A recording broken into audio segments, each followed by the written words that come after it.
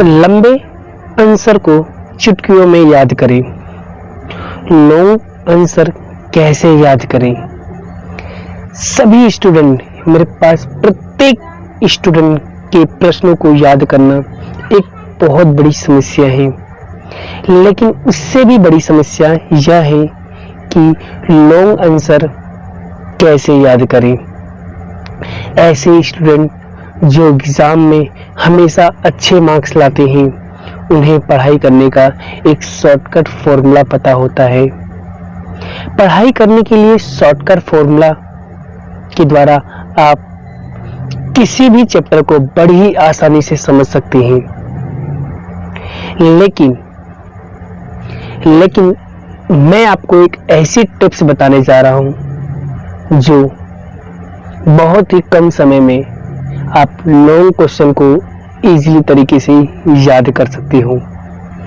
तो हर एक बच्चे के दिमाग में एक क्वेश्चन आता है, सर लॉन्ग क्वेश्चन कैसे याद करें, सर लॉन्ग क्वेश्चन कैसे याद करें। ऐसे बहुत सारे बच्चे मुझसे क्वेश्चन करते हैं कि सर लॉन्ग क्वेश्चन कैसे याद करें, सर लॉन्ग क्वेश्चन याद करने का कोई तरीका बता दीजिए, सर लॉन्ग क्वेश्चन याद करने का कोई ट्रिक बता दीजिए।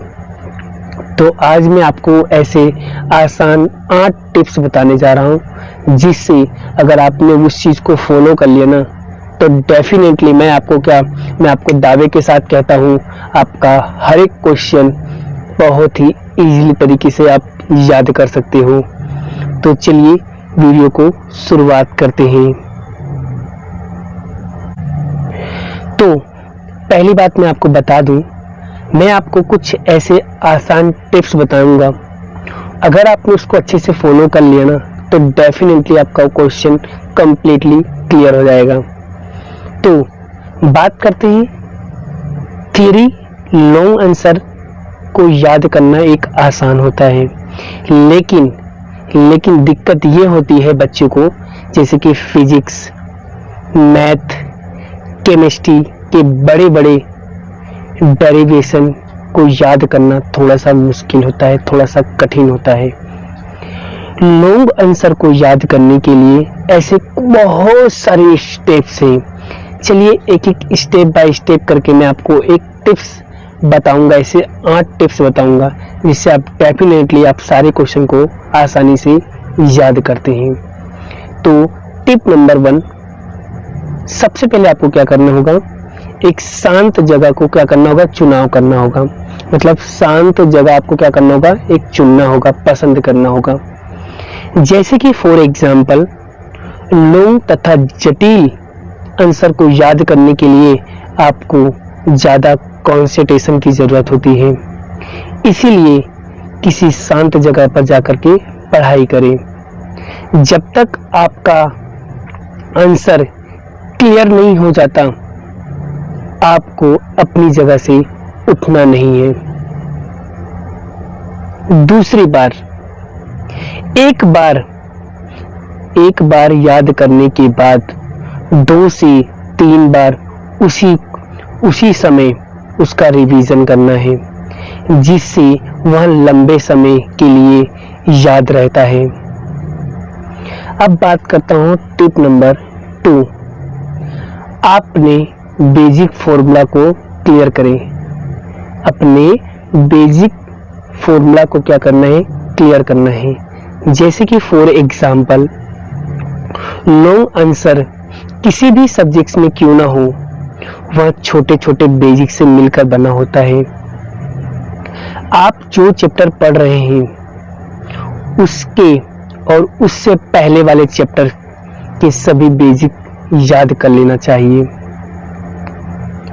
बेसिक का मतलब, बेसिक से मेरा मतलब है कि जैसे कि कोई फॉर्मूला हुआ, या कोई डेरिवेशन हुआ, या कोई डेफिनेशन हुआ, या कोई परिभाषा हुआ, या कोई मीनिंग हुआ, ये सारे क्या है, आपकी बेसिक होते हैं ना। तो पहले आप इन छोटे छोटे चीजों को याद कर लीजिए, और उसके बाद आप डेफिनेटली कोई भी चीजें आप इसी तरीके से याद कर सकते हैं। अगर आपके बेसिक क्लियर नहीं है, तो उससे पहले बेसिक क्लियर करें, मतलब उन्हें याद करें, जिससे आपको लॉन्ग आंसर याद करने में थोड़ी सी आसानी होगी। अब बात करते हैं टिप नंबर 3, ग्रुप स्टडी करें। सर, अभी तो आपने कहा कि एक शांत जगह चुनना है और अभी आप कहते हो ग्रुप स्टडी करो।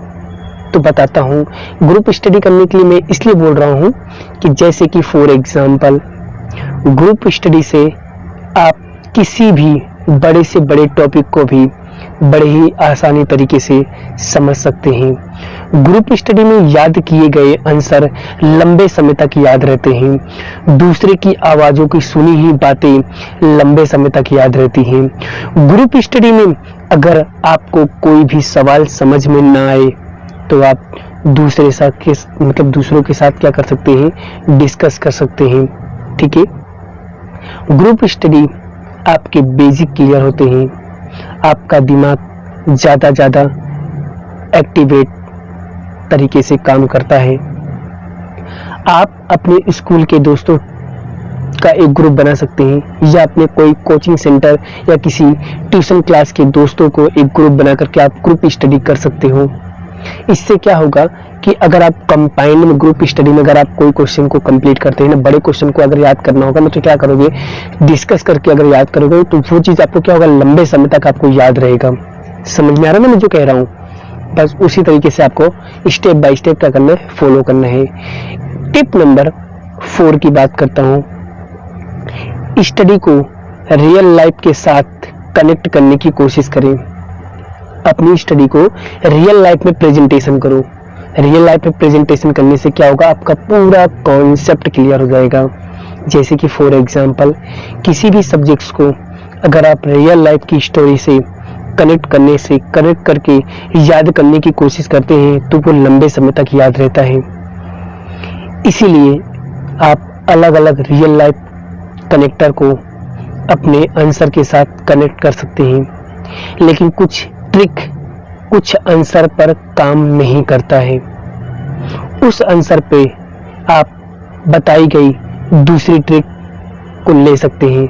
जैसे कि फॉर एग्जांपल मैं बात करता हूं टिप नंबर 5। आप कोई क्वेश्चन आपको याद नहीं हो रहा तो एक काम कीजिए, आप वीडियो देख करके भी आप क्या कर सकते हो, क्वेश्चन को याद कर सकते हो। सर, वीडियो देख करके हम कैसे क्वेश्चन को याद कर सकते हैं? फॉर एग्जांपल आजकल तो बहुत सारे एप्लीकेशंस आ गए हैं, ऐसे बहुत सारे यूट्यूब चैनल पे आ गए हैं, ऐसे ढगले टीचर्स पड़े हुए जो गुजरात के पूरे वर्ल्ड के ऐसे टॉप लेवल के टीचर्स भरे हुए हैं। क्लियर? तो आप उनकी हेल्प ले सकते हो। तो जैसे कि मैथ, केमिस्ट्री, फिजिक्स जैसे सब्जेक्ट्स को 3D एनिमेशन के साथ आप पढ़ाई कर सकते हैं, या आप किसी यूट्यूब चैनल के द्वारा आप पढ़ाई कर सकते हैं, या किसी अनअकैडमी सबसे बड़ा प्लेटफॉर्म, ठीक है, अड्डा 247 सबसे बड़ा प्लेटफॉर्म, वेदांतु, बैजूस, ये सभी क्या है, बहुत अच्छे से एप्लीकेशन है जो एजुकेशन लेवल में सबसे टॉप लेवल पे आते हैं। ठीक है, तो इससे क्या होगा कि आपका मैथ, केमिस्ट्री, फिजिक्स ये सारे चीज आपका क्या हो जाएगा, आसानी से क्लियर हो जाएगा। ठीक है, तो ये सब चीजें क्या करना है, आप वीडियो के रूप में भी किसी इंफॉर्मेशन को देख करके अपने दिमाग में लंबे समय तक क्या कर सकते हो, उसे स्टोर करके रख सकते हो। इससे हमारे सब्जेक्ट्स की बेसिक क्लियर होते हैं, जिससे लंबे समय तक क्या होता है, याद रहता है। चलिए बात करते हैं स्टेप नंबर 6, मतलब कि टिप नंबर 6, लॉन्ग आंसर को टुकड़ा में याद करें। क्या करना है, लॉन्ग जो बड़े क्वेश्चन होते हैं उसे क्या करो, टुकड़ा करके याद करो। मतलब कि आप क्या करो, पैराग्राफ बना के आप, तो मतलब पॉइंट बना कर याद करोगे, और पॉइंट बनाकर जब याद करोगे ना, आपको डेफिनेटली सारे क्वेश्चन आपको बहुत ही इजी वे में याद हो जाएगा। जैसे कि फॉर एग्जांपल प्रत्येक लॉन्ग आंसर छोटे छोटे स्टेप से मिलकर बना होता है। उसमें कितने स्टेप्स हो सकते हैं, आपको उन सभी स्टेप को पहले अपने रफ रजिस्टर में नोट कर लेना है। जैसे कि step number 1, step number 2, step number 3, step number 4। Step बनाने से क्या होता है कि आपके सारे क्वेश्चन क्या होते हैं, क्लियर हो जाता है। क्लियर? तो किस स्टेप में आपको क्या कैलकुलेशन करनी है, इसे भी साथ साथ नोट कर लो। सारी कैलकुलेशन बेसिक फॉर्मूला से ही होती है। पहले स्टेप के आंसर और दूसरे स्टेप के आंसर को यूज किया जाता है। यह क्रम आखिर तक चलता रहता है। इस प्रकार से आप टुकड़ों को तोड़कर लॉन्ग आंसर को बहुत ही आसानी तरीके से याद कर सकते हो। ठीक है, समझ में आ रहा है ना मैं जो कह रहा हूँ? ठीक है, अब बात करते हैं टिप नंबर 7, समय समय पर रिवीजन करें। आपको क्या करना है, जब आपको टाइम मिले ना, तो आपको क्या करना है, एक बार जो पिछला आपने पीछे वाला जो पढ़ा है ना, उसे क्या कर लेना है, रिवीजन कर लेना है, जिससे आपके सारे क्वेश्चन क्लियर हो जाए। तो रिवीजन के द्वारा आप किसी भी सब्जेक्ट को लंबे समय तक याद रख सकते हैं। रिवीजन कैसे करना है और कब करना है, इसके बारे में मैंने पूरा विस्तार से एक आर्टिकल्स लिखा है, पूरा डिटेल में बताया है मैंने। इसके लिए मैंने एक अलग से वीडियो बनाई है, उसमें प्लेलिस्ट में जाकर के आप इसे चेक कर सकते हो। क्लियर? तो बढ़िया तरीके से रिवीजन करने के लिए, आपको रिवीजन करने के लिए वैज्ञानिक तरीका पता होना चाहिए। चलिए टिप नंबर बात करते हैं 8, खुद के नोट्स बनाइए। आपके मन से, आपके विचारों की एक खुद का नोट्स होना चाहिए, जो आप अपने लैंग्वेज में उसे लिख सको या रिप्रेजेंट कर सको। जैसे किताब के अंदर लंबे आंसर कई बार बहुत ही विस्तार से दिए होते हैं, उन्हें आप सरल बना सकते हैं। इसीलिए प्रत्येक सब्जेक्ट्स को खुद नोट्स बनाएं। खुद के नोट्स आप ज़्यादा अच्छी तरीके से याद कर सकते हैं। नोट्स बनाने से आपको पता होता है कि कौन कौन से क्वेश्चन इम्पोर्टेंट है और कौन कौन सा क्वेश्चन इम्पोर्टेंट नहीं है। बढ़िया नोट्स कैसे बनाए जाते हैं, इसके लिए नोट्स बनाने का सबसे बेहतरीन तरीका आपको पता होना चाहिए। मैंने पूरा डिटेल में एक अलग से एक वीडियो बनाया है, उसे भी आप देख सकते हो कि नोट्स कैसे बनाना चाहिए। आई होप मेरे द्वारा दी गई क्वेश्चन आपको डेफिनेटली पूरा परफेक्टली कॉन्सेप्ट वाइज आपको क्या होगा, समझ में आ गया होगा। और अगर मेरे द्वारा दी गई इस वीडियोस में आपको सब कुछ समझ में आ गया है, सब कुछ क्लियर हो गया है, तो वीडियो अगर आप लोगों को अच्छी लगे तो वीडियो को एक लाइक करना दोस्तों, क्योंकि मैं ये वीडियो बहुत ही मेहनत से बनाता हूँ और एक वीडियो बनाने में, उसको एडिट करने में, उसमें बहुत टाइम निकल जाता है। तो प्लीज़ दोस्तों, मेरे एक मेहनत के लिए एक लाइक तो बनता है। जय श्री कृष्ण, राधे कृष्ण की जय, जय माता दी दोस्तों।